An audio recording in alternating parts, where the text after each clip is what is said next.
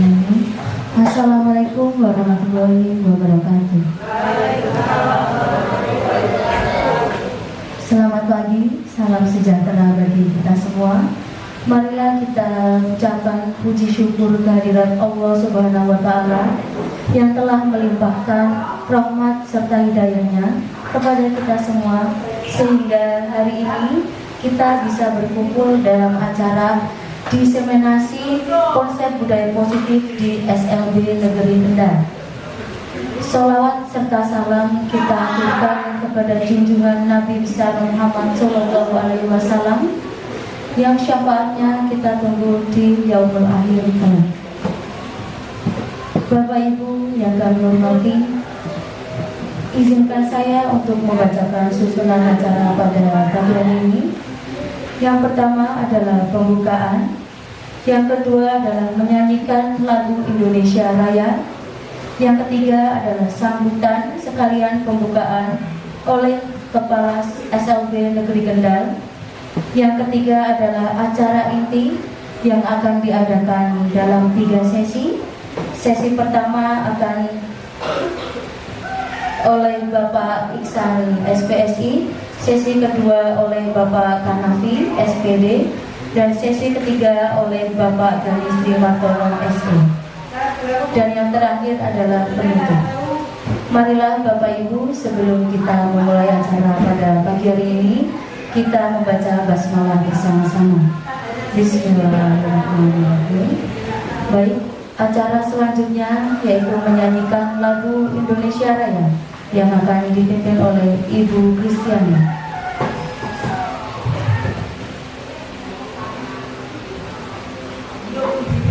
Hadirin dimohon untuk berdiri.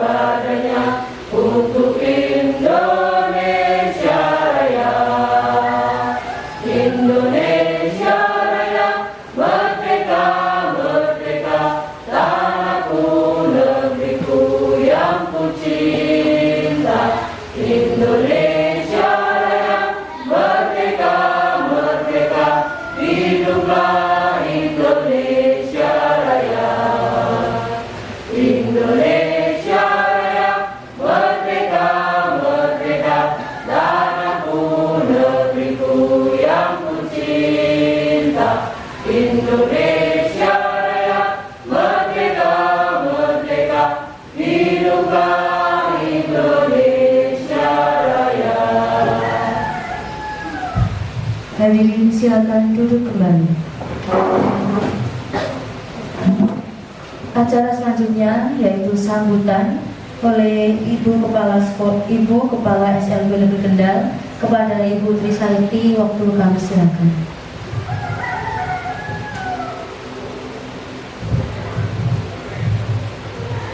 Bismillahirrahmanirrahim. Assalamualaikum warahmatullahi wabarakatuh. Waalaikumsalam warahmatullahi wabarakatuh. Selamat siang Bapak Ibu. Salam sehat dan salam sejahtera untuk kita semua. Yang saya hormati Bapak-bapak calon guru penggerak SLB Negeri Kendal, yang saya hormati Bapak Ibu guru dan karyawan SLB Negeri Kendal. Mari Bapak Ibu, pagi hari ini kita yang pertama memanjatkan puji syukur kehadirat Allah Subhanahu wa Ta'ala. Pada hari ini kita masih diberi kesempatan Allah, dikaruniai cepat sehat, nikmat cepat, sehingga pagi menjelang siang hari ini kita masih dapat berkumpul di aula SLB Negeri Kendal dalam melaksanakan diseminasi oleh calon guru penggerak dalam keadaan sehat walafiat. Bapak Ibu yang saya hormati, selanjutnya sholawat serta salam kita tunjukkan kepada Nabi besar kita, Nabi Muhammad SAW, yang mudah-mudahan di akhir kelak kita mendapat syafaatnya. Bapak Ibu guru yang sangat saya banggakan, saya mengucapkan terima kasih dulu kepada Bapak Ibu Panitia yang sudah menyiapkan segala ukurapinya untuk kegiatan diseminasi calon guru penggerak. Bapak Ibu guru, selanjutnya mohon maaf ini mungkin pelaksanaannya apabila kurang berkenan, juga mohon maaf yang sebesar-besarnya mewakili bapak-bapak calon guru penggerak. Para hadirin yang saya hormati, dalam tujuan pertemuan ini adalah untuk istilahnya pengimbasan atau berbagi ilmu, atau yang sekarang lebih banyak menggunakan istilah diseminasi. Apa itu diseminasi? Ada yang tahu? Ada yang tahu? Yang tahu berarti calon guru penggerak ini ya.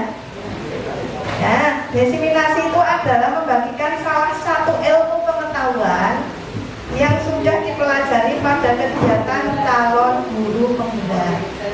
Jadi calon guru penggerak ini sudah mendapatkan ilmu yang didapat selama pembelajaran.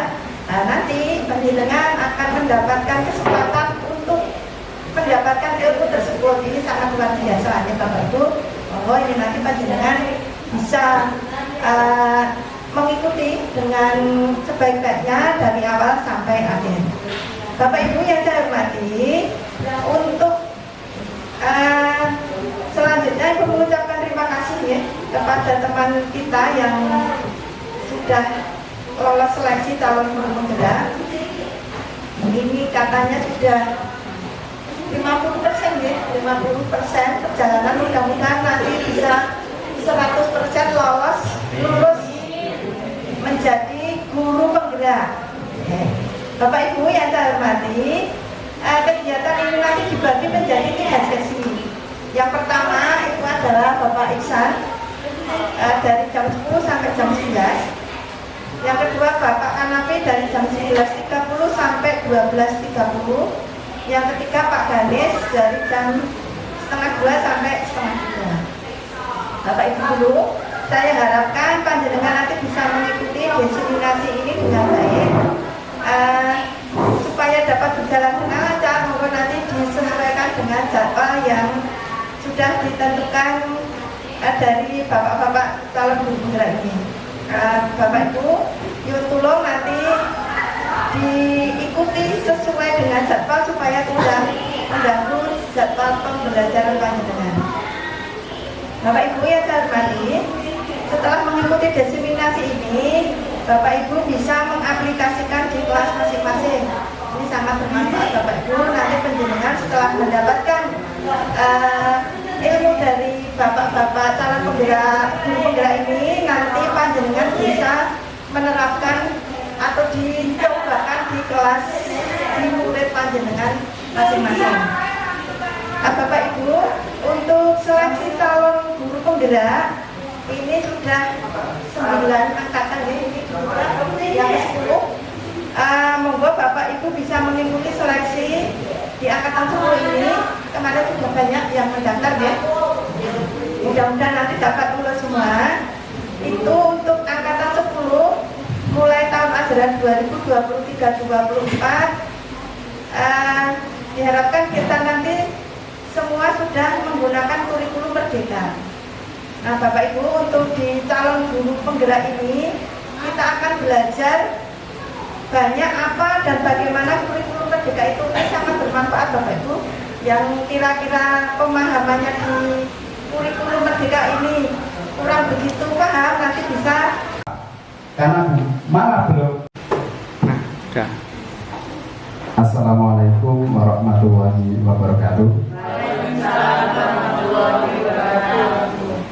Bapak Wakil Kepala Sekolah yang saya hormati dan banggakan, Bapak Ibu Guru SLB Negeri Kendal yang saya banggakan. Terima kasih atas waktu yang telah diluangkan untuk saya untuk menyampaikan diseminasi konsep budaya positif di sekolah SLB Negeri Kendal.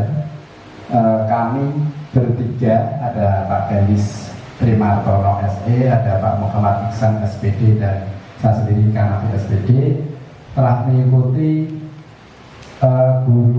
calon guru penggerak, belum guru penggerak tapi calon guru penggerak. Nah, ini kami mempunyai tugas untuk mendiseminasikan atau mengindaskan atau menginformasikan apa yang telah kami terima. Bapak Ibu, apa sih budaya positif itu?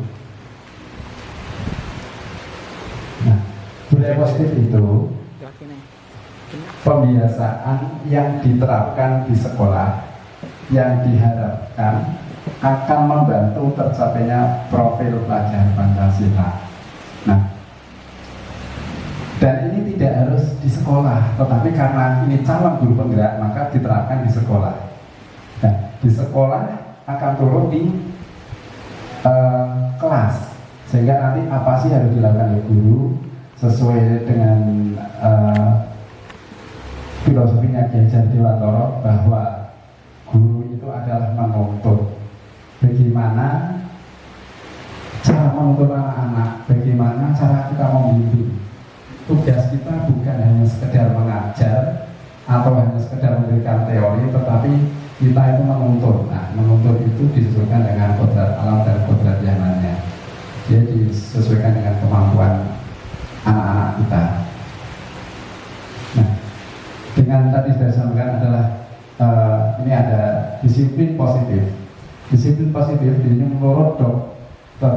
William Besser dalam kontrol teori yang kemudian dari berkembang dinamakan choice theory, meluruskan beberapa miskonsepsi tentang makna kontrol.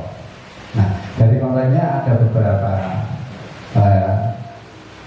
kontrol, ada 5, yaitu ilusi guru mengontrol murid, ilusi bahwa semua penguatan positif efektif dan bermanfaat, kemudian ilusi bahwa kritik dan membuat orang merasa bersalah dan menguatkan karakter.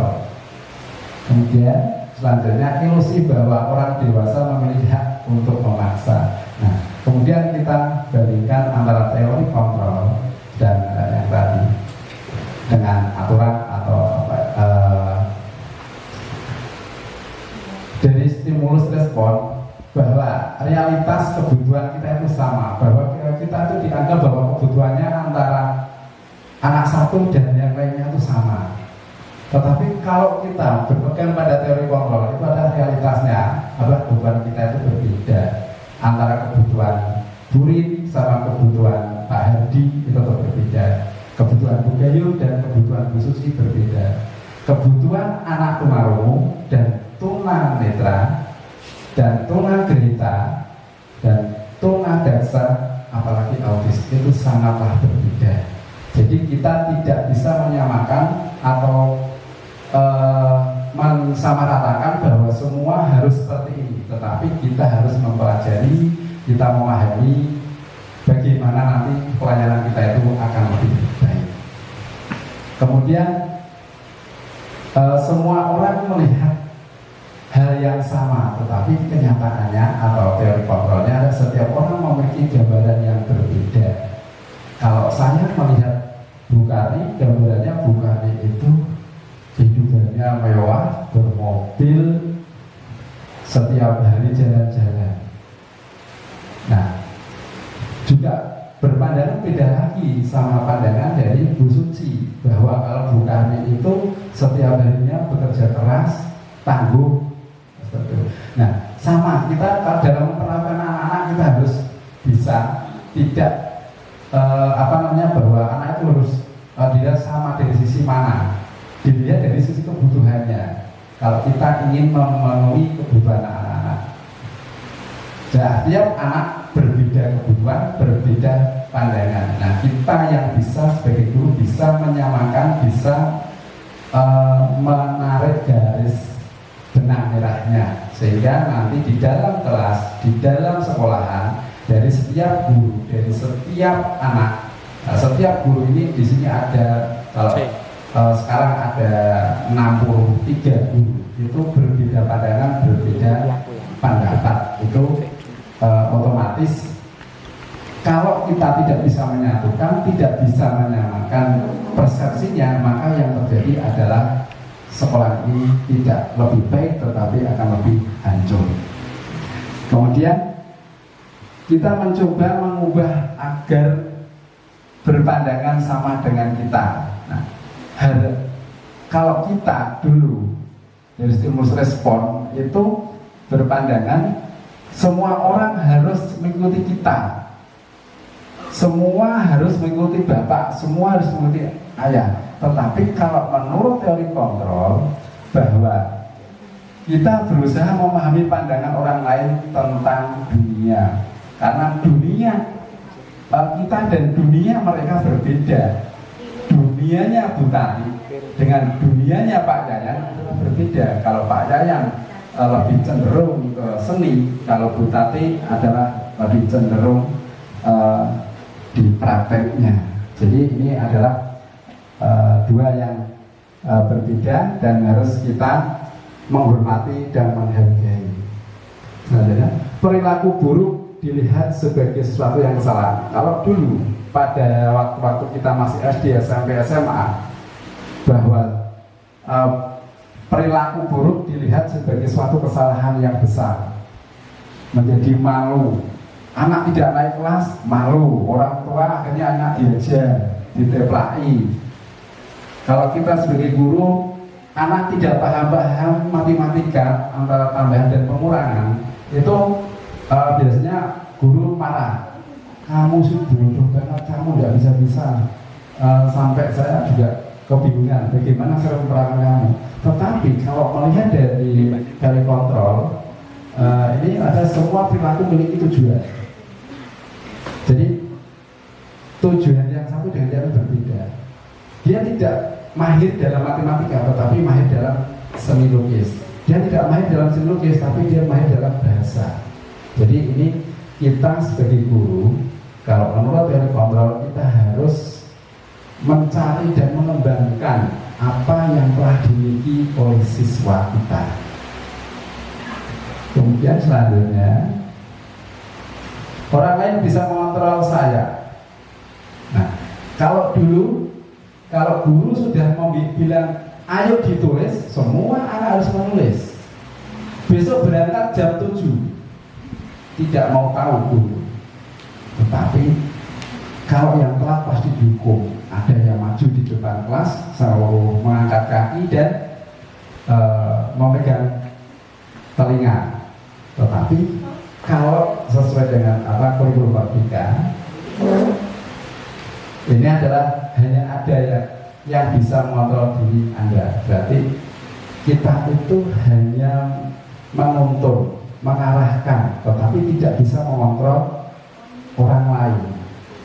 Kalau budara, saya paksa untuk menjadi operator dapur ini tidak mau.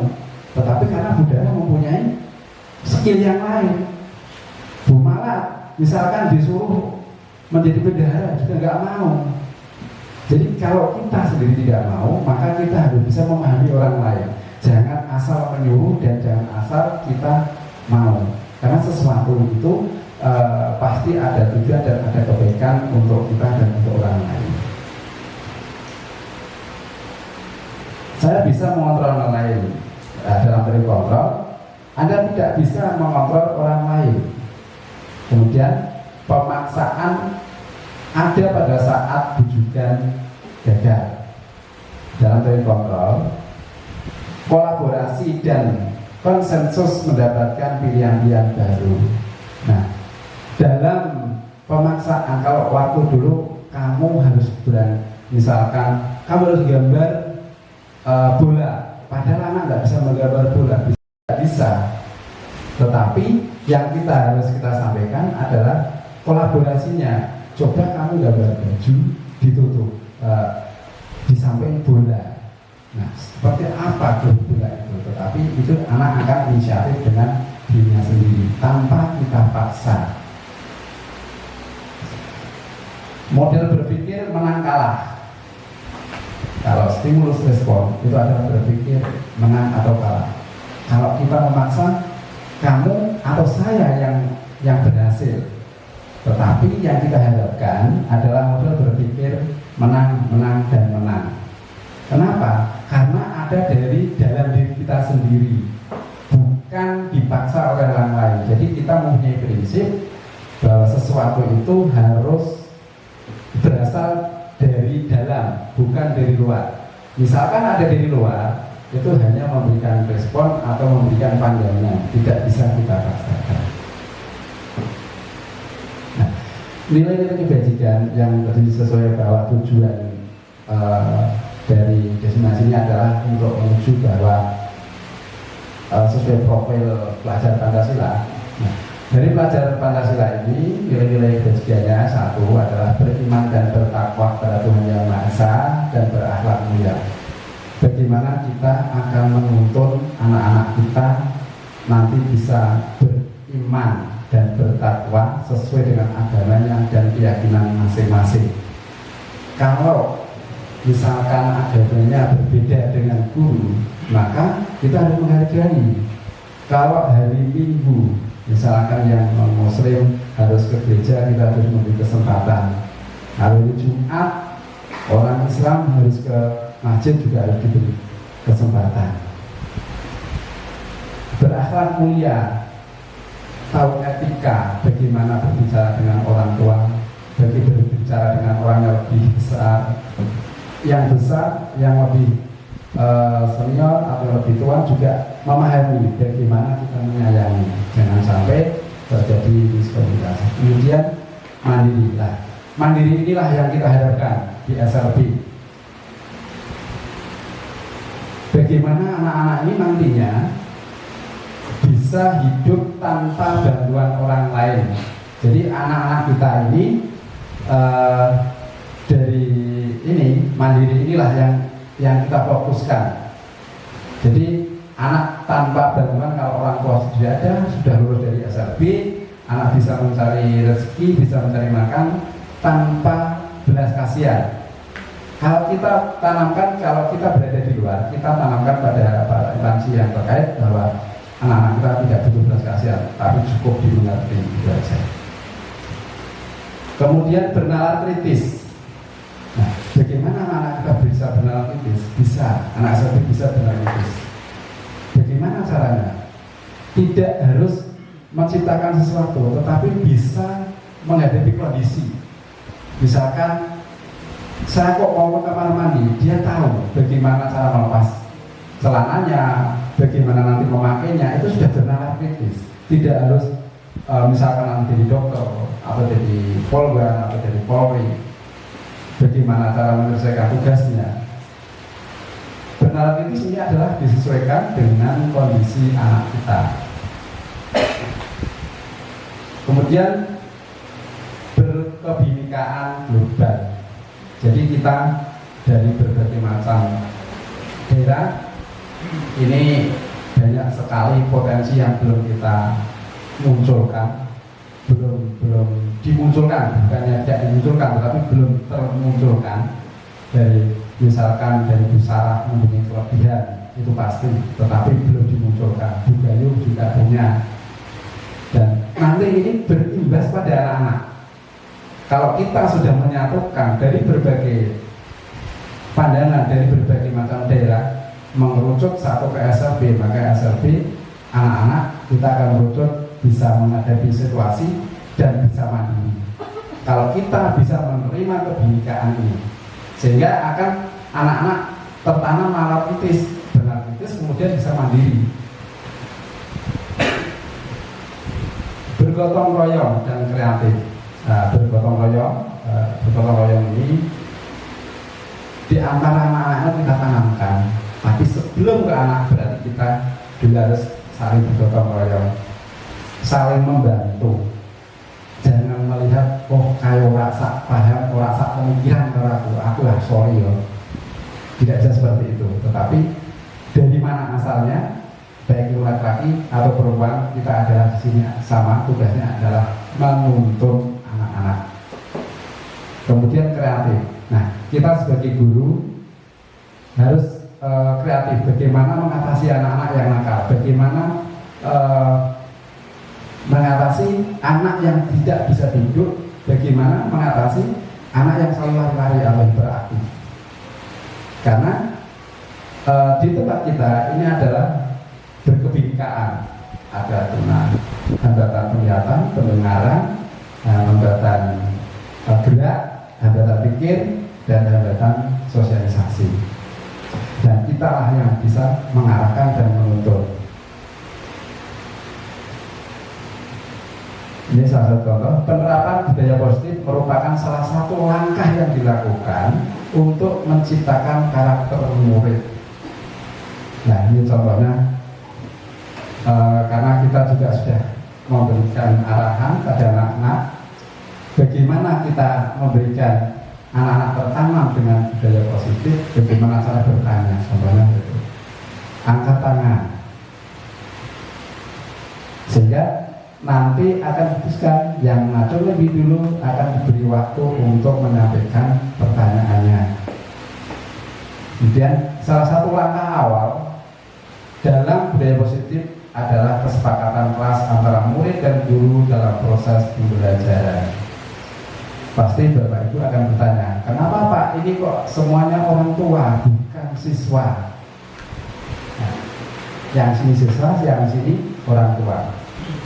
Nah, kenapa langkah awal ini bukan siswa? Karena kalau di kelas saya ini siswa kecil hambatan pendengaran yang belum bisa diajak komunikasi dua arah, sehingga saya berkomunikasi menentukan budaya positif ini dengan orang tua, karena orang tua yang menunggui, karena yang akan merasakan nanti bagaimana beliau lebih awal datangnya atau bagaimana, ini kesepakatan dengan orang tua.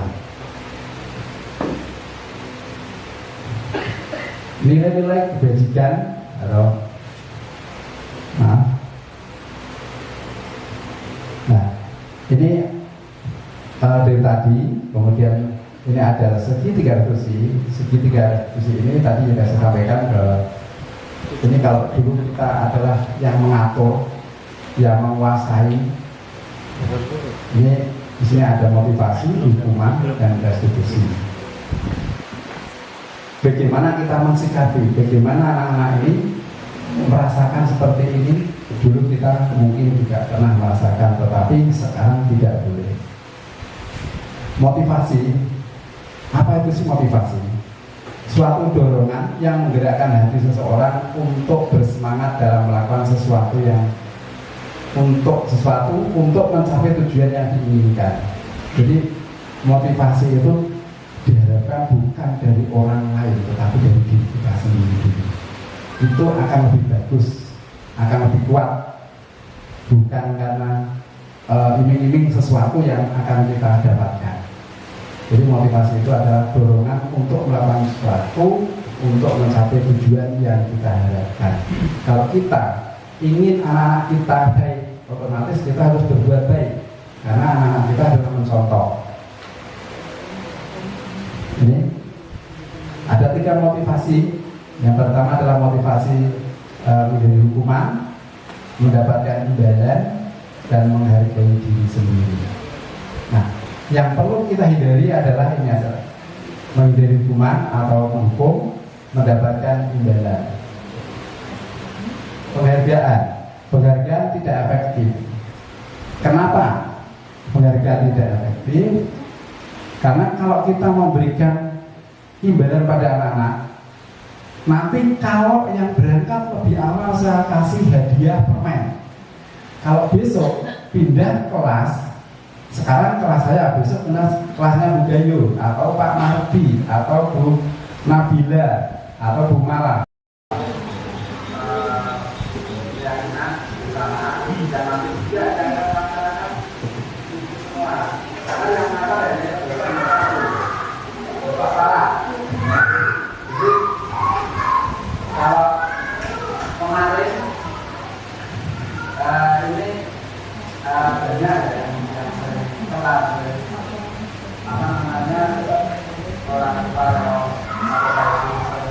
Jadi nanti akan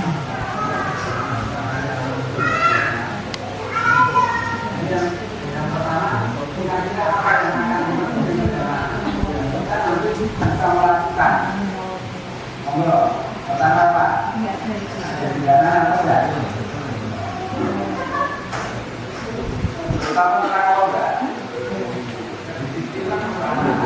Ini saya lakukan saat pengambilan rapor semester 1. Ya, jadi kita yang masuk tempat waktu. Kira-kira Bapak Ibu bisa nggak meyakini bahwa panjenengan bisa masuk tempat waktu? Bisa nggak?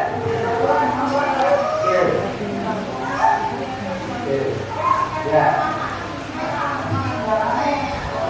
Ini nanti bukan ada yang membuat, tapi balik. Ini saya lakukan dengan orang tua karena anak-anak kami belum bisa berkomunikasi dengan suara.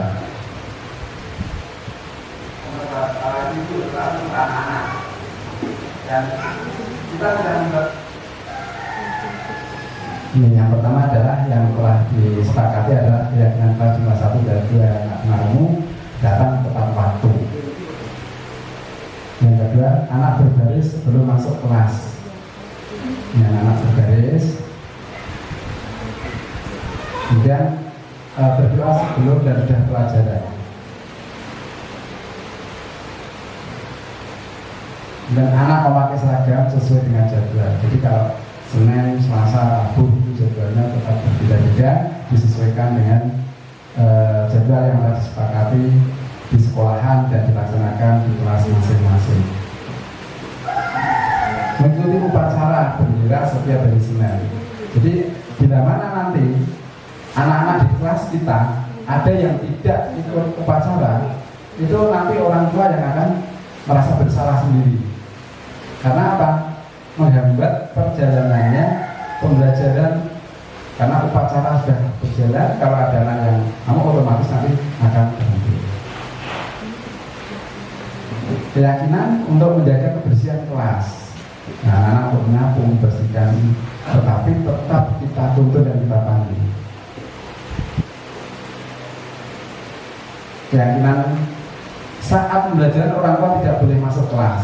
Nah, ini yang sering terjadi adalah orang tua masuk kelas, kadang masih tidak, masih belum yakin dengan gurunya, belum percaya.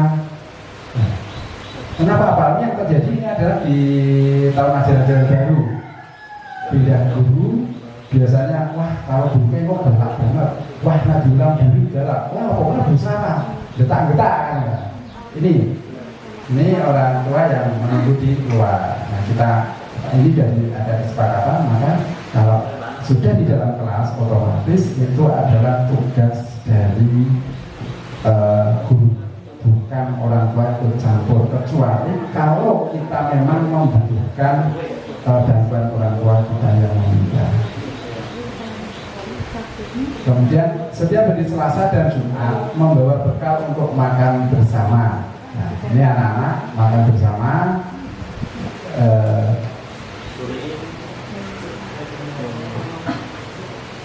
Bapak Ibu yang hormati, dan ini adalah kebutuhan dasar manusia.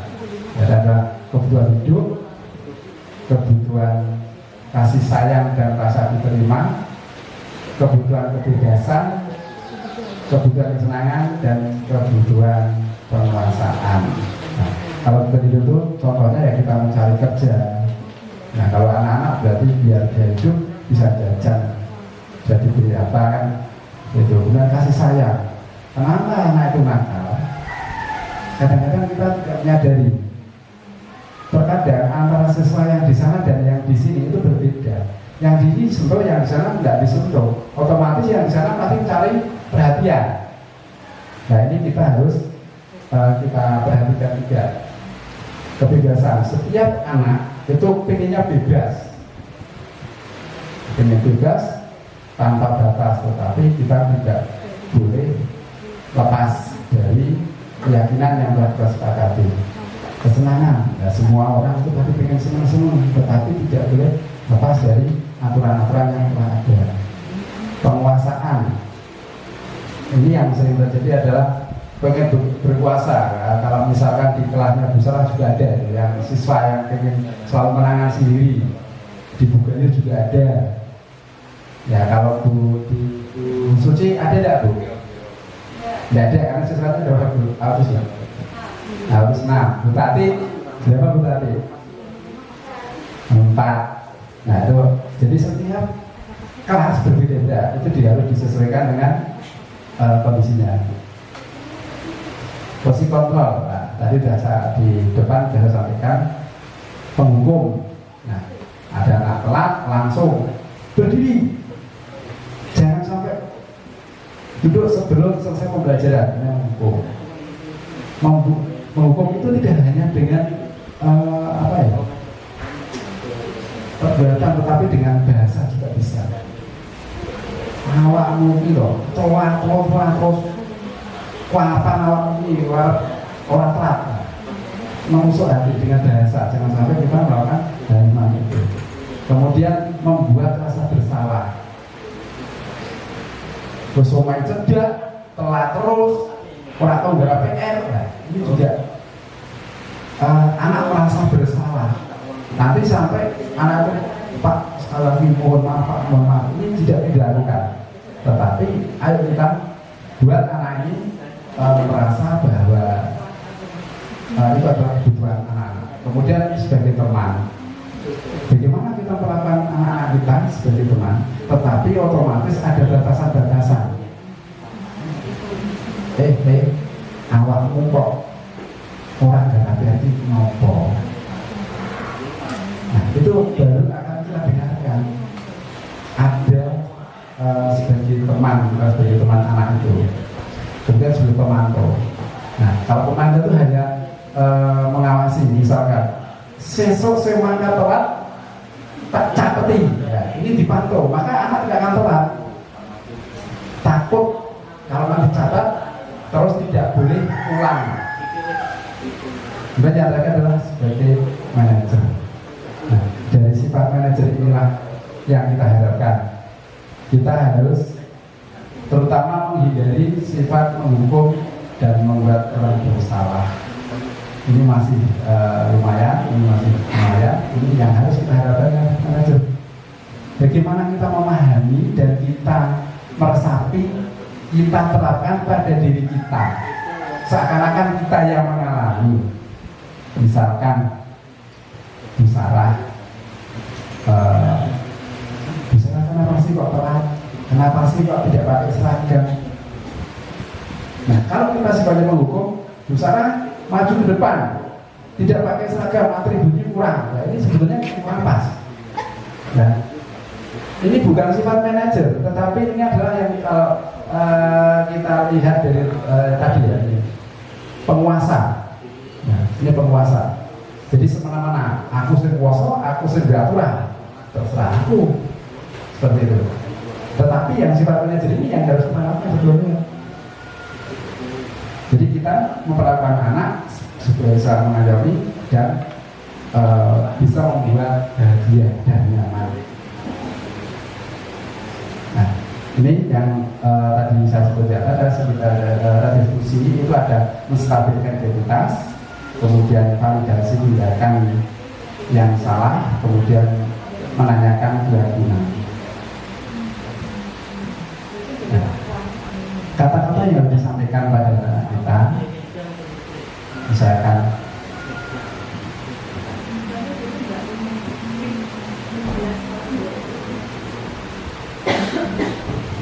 ini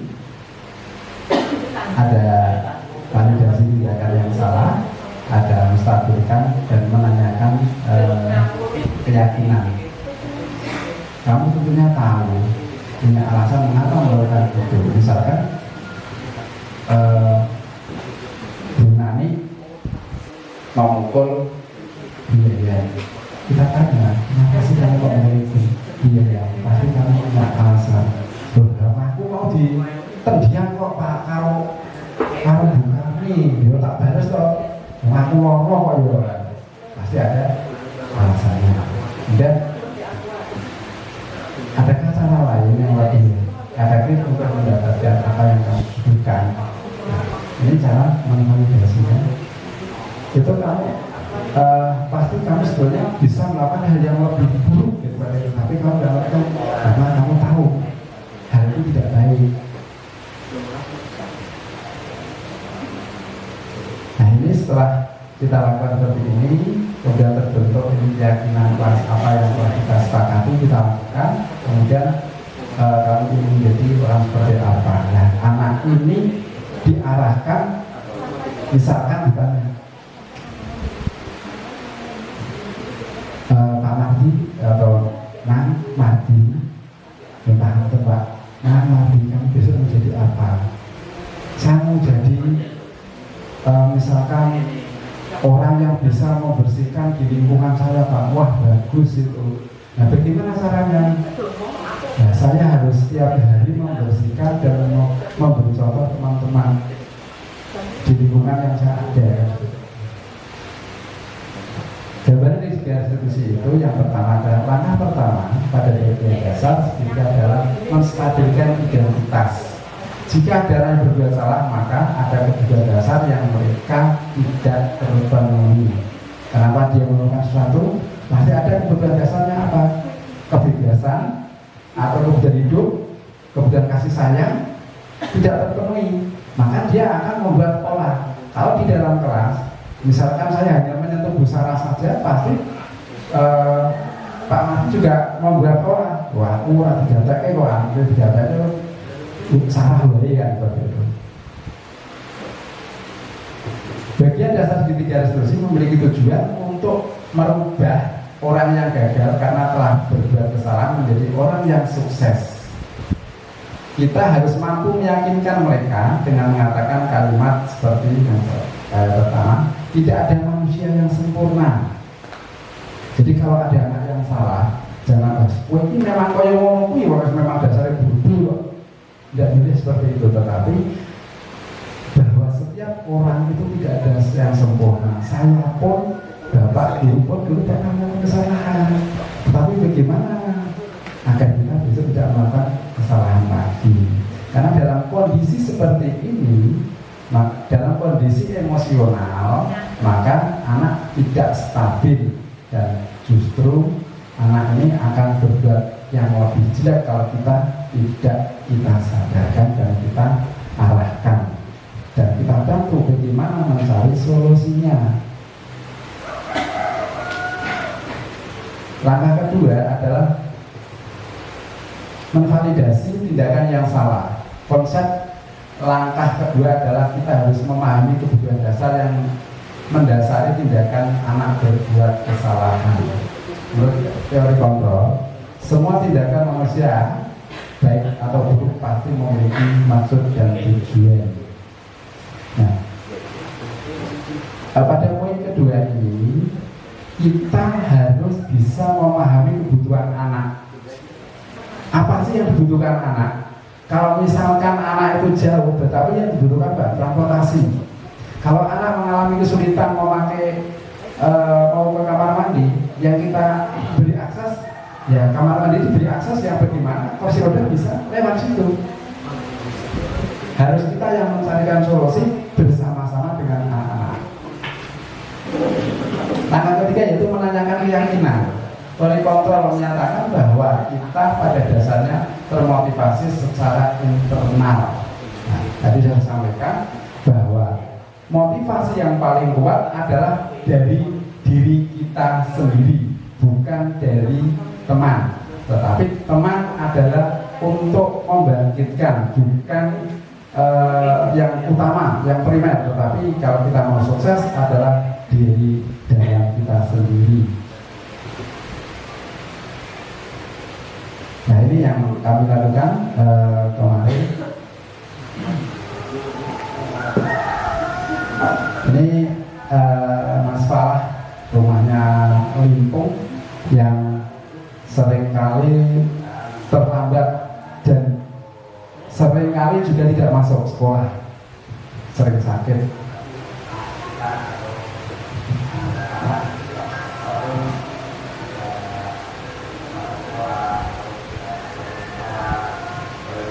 Bapak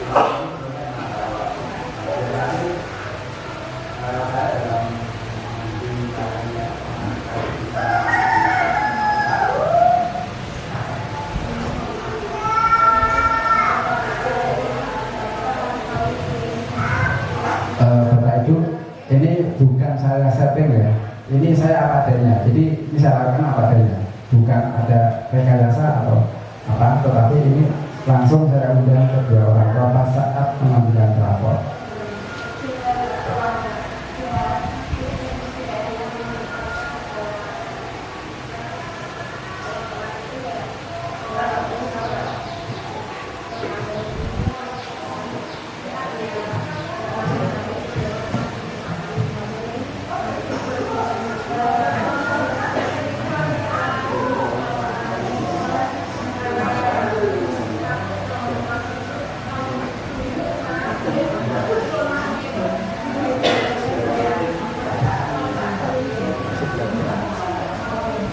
Ini baru 40 enggak pilih aku.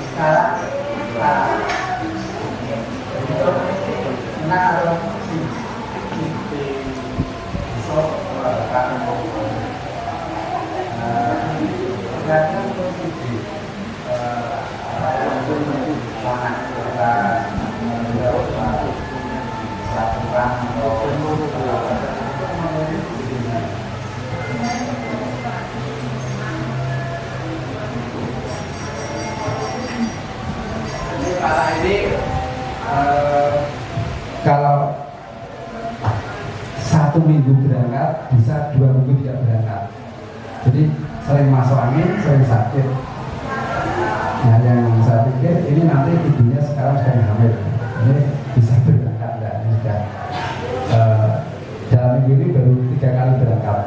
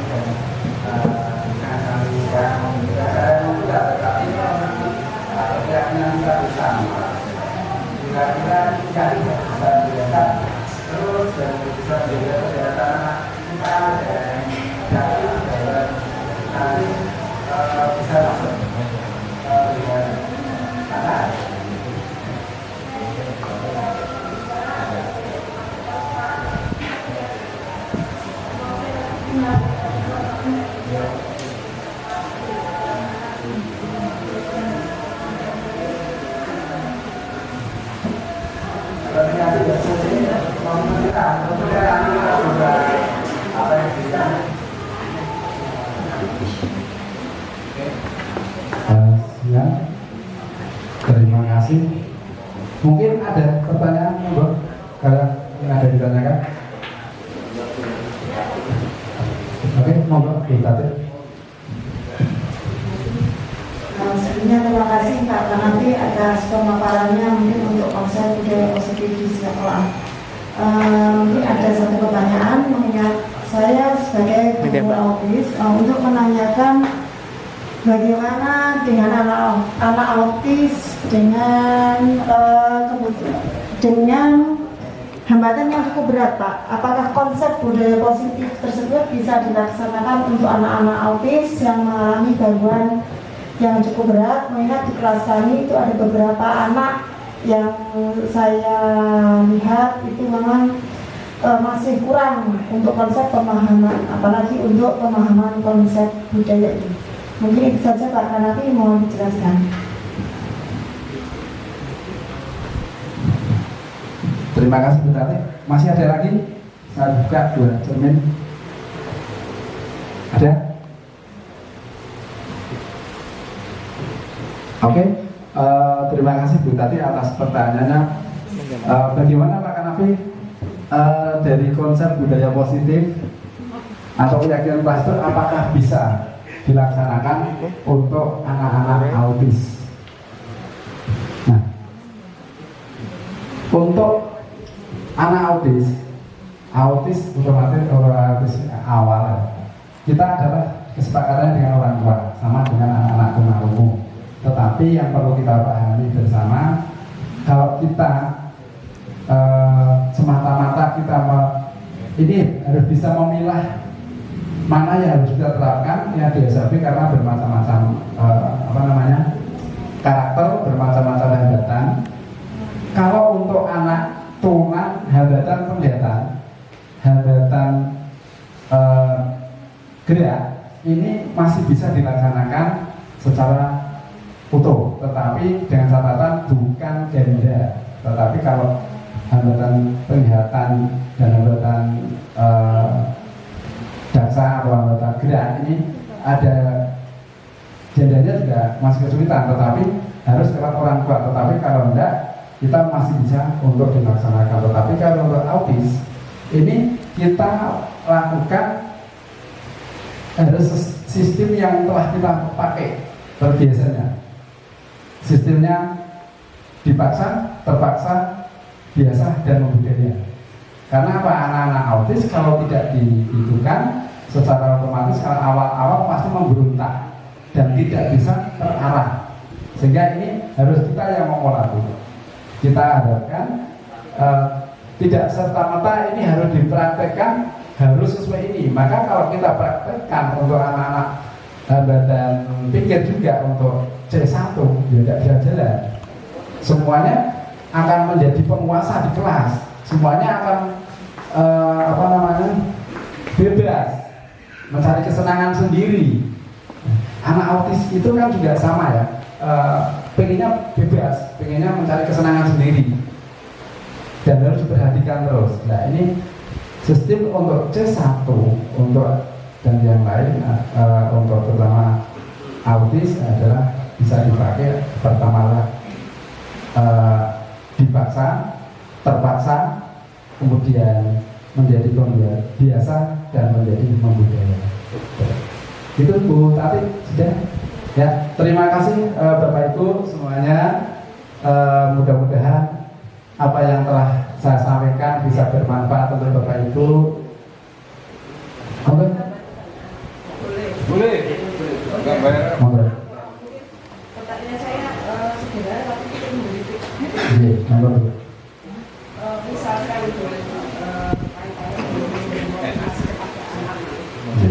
bolehkah kita sebagai orang dulu memberikan harapan pada anak kita, misalnya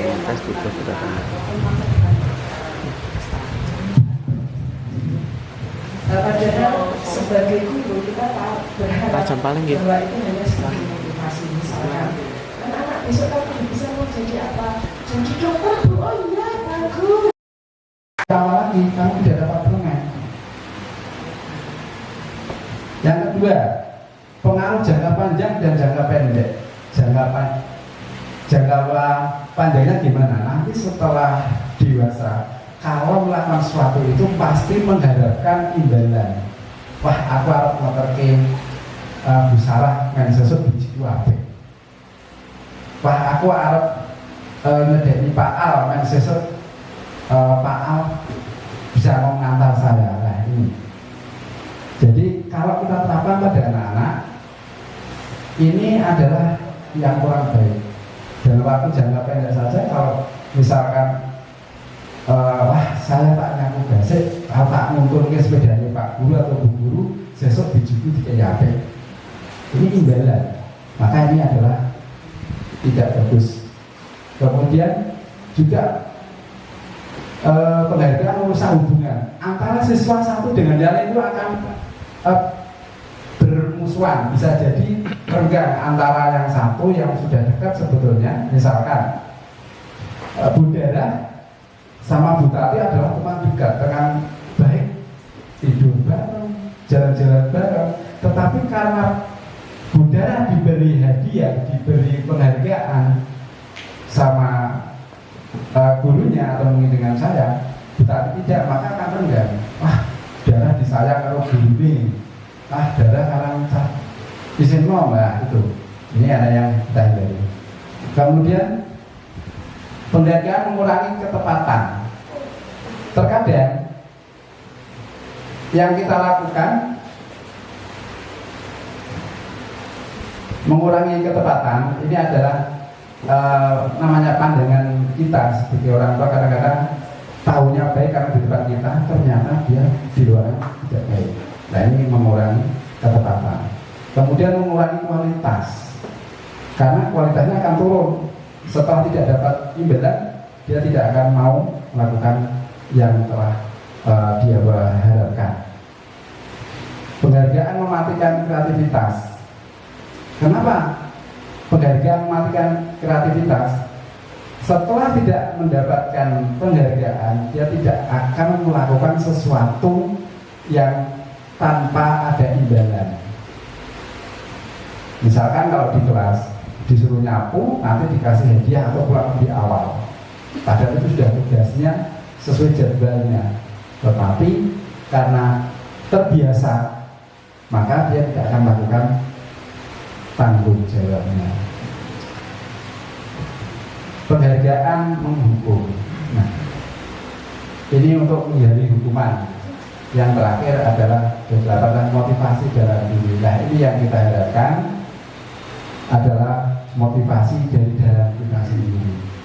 Nah, misalkan kalau kita untuk anak-anak, harus kita bangkitkan bagaimana anak-anak ini bisa untuk memberikan sesuatu untuk dirinya sendiri yang terbaik untuk masa depannya. Ini yang bersifat hukuman. Hukuman bersifat tiba-tiba dan tidak terencana. Nah, aturan yang kita buat itu ada hukuman. Nah, hukuman itu sifatnya misalkan siswa kita telat. Kenapa kamu telat? Berdiri di situ. Ini hukuman, sifatnya tiba-tiba. Kemudian anak atau murid tidak tahu apa yang terjadi dan tidak dilibatkan. Kalau aturan ini bersifat karena berkaitan dengan hukuman, ini yang membuat adalah gurunya. Kalau dulu kita tata tertib, yang membuat adalah kita sendiri dari guru, tetapi sekarang harus melibatkan siswa. Karena siswa yang melakukan, bukan untuk kita. Apa yang diharapkan siswa, kita tinggal nanti mengingatkan. Kemudian hukuman bersifat satu arah dari pihak guru yang memberikan dan murid yang menerima suatu hukuman tanpa melalui kesepakatan. Contoh, selesaikan soal matematika ini 10, harus jam sekian selesai. Padahal tidak ada kesepakatan. Nah, ini sekarang kalau dulu kita ikut aja, tetapi sekarang nggak boleh. Harus ada kesepakatan. Kita nanti sampai jam berapa akan menyelesaikan soal ini, kita beri kesepakatan.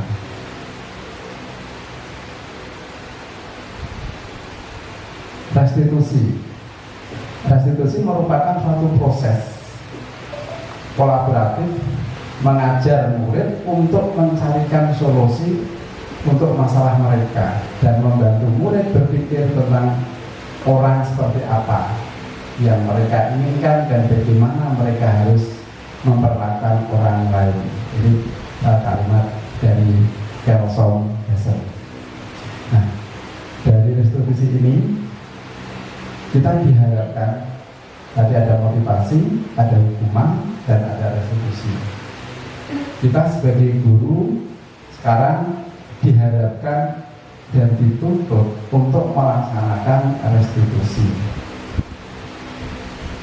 Bagaimana anak ini bisa mencari solusi, bagaimana anak ini mempunyai harapan masa depan, dan bagaimana nantinya anak itu bisa menghargai diri sendiri dan menghargai orang lain.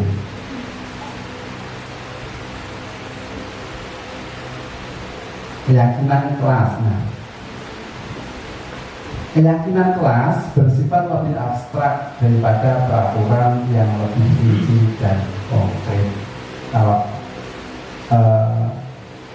ini peraturan itu biasanya yang membuat adalah kita sendiri. Kemudian kalau keyakinan itu tadi di depan saya sampaikan bahwa ada kolaborasi, ada kesepakatan antara kita dengan anak-anak berupa pertanyaan-pertanyaan yang universal dibuat dalam bentuk positif. Contoh misalkan, Dan ini dibuat bukan kita yang menentukan, tetapi anak-anak. Misalkan contoh, di kelas kita ingin dibuat peraturan apa? Misalkan Pak, datang lebih awal. Bagus, jam berapa? Jam 7 harus dari sampai sekolah. Oke. Ini tidak ada satu anak, jadi semua sekolah di kelas itu harus terlibat. Ada yang menyampaikan, Pak, harus saling menghormati. Nah, apa itu menghormati? Menghargai orang lain, Pak, sedang berbicara. Dan harus saling menyayangi atau menciptakan suatu keharmonisan di dalam kelas. Nah, ini adalah yang menciptakan anak-anak. Dan nanti bila mana ada kesalahan, kita mengingatkan apa sih kesepakatan kelas kita, apa sih keyakinan kelas kita. Dan mudah diingat dan dipahami oleh semua warga kelas. Jadi misalkan tepat waktu, otomatis anak-anak ada gambar jam, itu sudah paham. Oh, saya tadi telat, ini waktunya saya sekian. Jadi nggak perlu kita marah-marah. Kemudian sesuatu yang dapat diterapkan di lingkungan tersebut. Jadi sesuatunya itu tidak boleh yang tidak bisa dilakukan oleh anak-anak. Misalkan anak rumah daksa, misalkan disuruh mengambil air, padahal jalan-jalan sudah kesulitan, tetapi kita berikan jalan. Bagaimana cara mengambil air? Harus kita berikan jalan. Solusinya apa? Berikan selang. Bersedia meninjau kembali keyakinan kelas dari waktu ke waktu. Jadi keyakinan itu bisa ditinjau dari waktu ke waktu. Misalnya tahun ini bisa dipakai, belum tentu tahun besok bisa dipakai.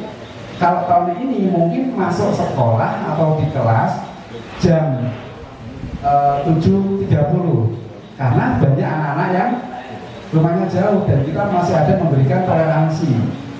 Dan kita tidak boleh saklek, aturan harus ditegakkan, tetapi kebijakan harus dilaksanakan. Nah, jadi data itu proses memperoleh keyakinan.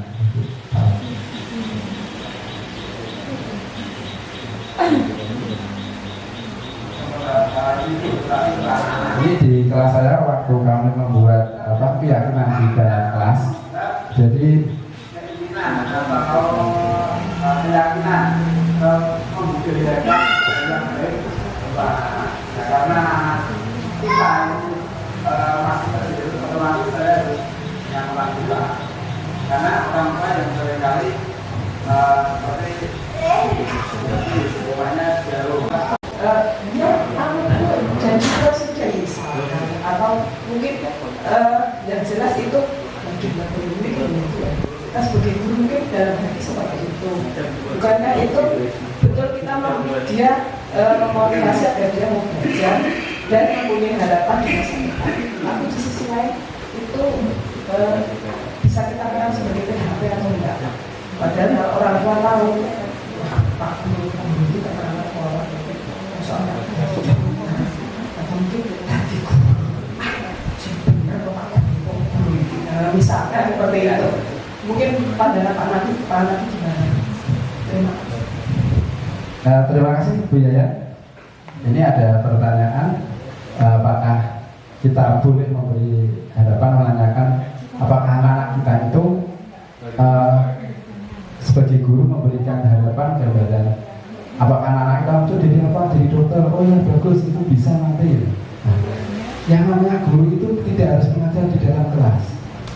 Guru itu untuk dirinya sendiri itu sebagai guru, untuk keluarga, untuk adiknya sebagai orang yang, kalau yang guru itu orang yang bisa dicontoh, bisa yang memberi contoh dan bisa dicontoh. Nah, kemudian harapan itu justru kita menanyakan harapannya itu. Bagaimana anak-anak ini kita menggali kalau kita tidak anak-anak tidak bisa mengungkapkan, tidak bisa tercetus mau jadi apa, kita tidak akan bisa memberikan motivasi. Kita berhak dan justru kita wajib menanyakan anak ini mau kemana. Tadi sudah saya sampaikan bahwa yang bisa menjadikan dirinya sendiri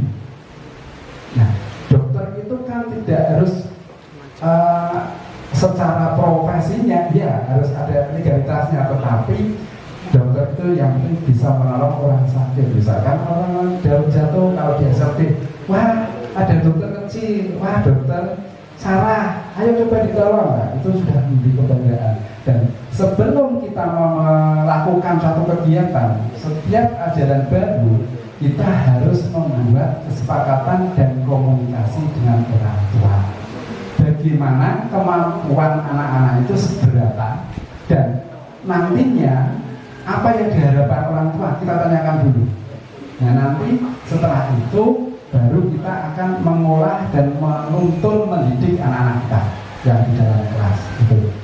Jadi tidak ada larangan dan tidak memberi hal itu, asalkan kita komunikasikan dulu dengan orang tua. Gimana itu? Sudah jelas? Ya. Nah dokter di mana seperti UKS itu juga kan tidak bisa dikatakan kalau dulu ada dokter kecil di SD. Itu sekali lagi terima kasih para bapak ibu, mudah-mudahan apa yang kami sampaikan bisa bermanfaat, bisa dilaksanakan dan bisa kita untuk memajukan SLB kita. Dan saya akhiri di pertanyaan. Wassalamualaikum warahmatullahi wabarakatuh.